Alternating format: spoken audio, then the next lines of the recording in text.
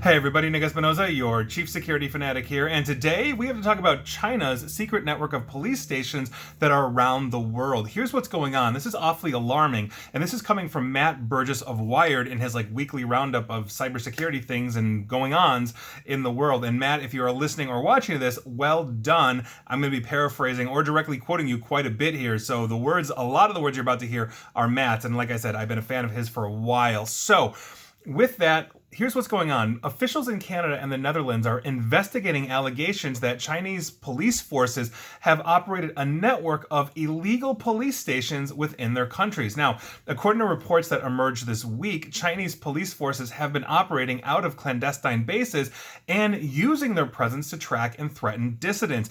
As you know, the Chinese government, being authoritarian, in nature, has a lot of dissidents all over the world. There's the Free Tibet movement. There are people that want to see democracy come to China and overthrow the current People's Republic of China, which is a communist party, and on and on and on. So basically, it looks like China is setting up police forces around the globe secretly and illegally to combat with this. Now, the Dutch government has called such sites illegal, and they said that they are, quote, investigating exactly what they are doing there, while officials in Canada said that they are investigating the quote-unquote so-called police stations as well. Now, here's the interesting thing. It's just the tip of the iceberg, because Spanish civil rights group Safeguard Defenders first claimed that Chinese police forces from the cities of Fuzhou and Qingtian were running, quote, overseas police service stations, end quote, across the West. And that was a report that was published this past September. Now, since 2018, that group claims that more than 38 police stations have appeared in dozens of countries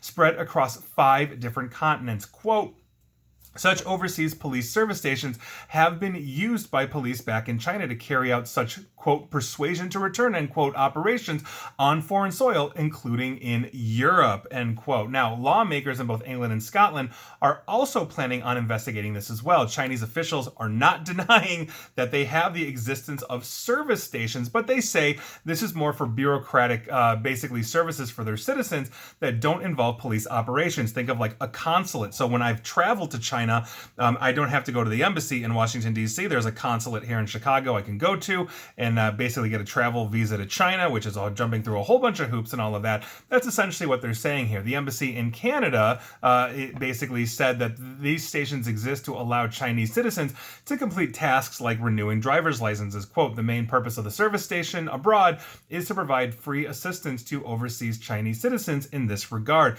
So then the question really becomes, why aren't they considered consulates, which are affiliates of the embassy? The Chinese consulate is sovereign Chinese territory, as I am basically walking into technically China when I'm in downtown Chicago to get that visa, just as I would in an embassy. And so if they are really providing these services, this would be consulates. You wouldn't need service stations. It just seems very shady, not to mention the fact that China itself has a history of intimidation of dissidents. It has a history of intimidation and hacking against its enemies, both political and otherwise. So this makes absolutely no sense that this would simply be for renewing driver's licenses and stuff in China. And when, again, you could have consulates do this exact same thing. Now, in larger countries like Canada, there'd be no reason why you couldn't put a consulate in every province, or consulates here in the United States in big cities. So Chicago, Los Angeles, San Francisco, obviously the West Coast would probably have more, being closer to China, not to mention Hawaii,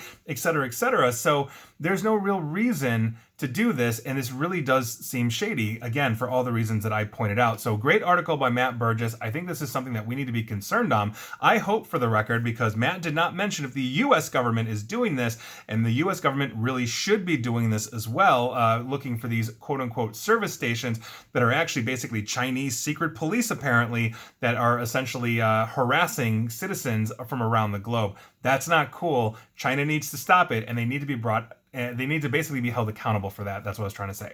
And please like, share, follow me here on Facebook and Twitter at NickAESP, and subscribe to me at YouTube as well. And as always, stay safe, stay online, and please attempt to stay private.